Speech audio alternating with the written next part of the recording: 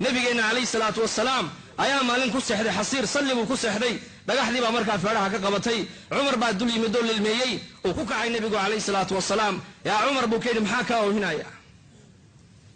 wuxuu yaa rasuulallah waxa iga oohinayay buu adigoo rasuulka ilaahay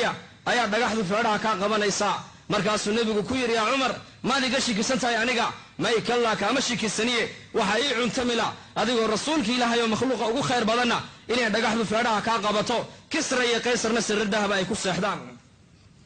jawaabta dhageyso walaalkayga muslimka wuxuu yiri yaa Umar ama tarda an takuna lana al-aakhirah wa lahum ad-dunya yaa Umar ma adra liku hayn inay raaxada adduunyada iyo kullu 60 sano ay qaataan inaguna raaxada aakhirah aan iska qaadano muslimku mu'minku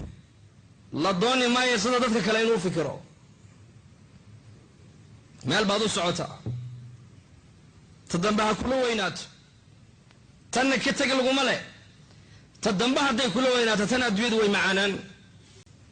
hadba qofka inta lacagtu u ziyaado raaxadu uma ziyaado ogow hadba qofka inta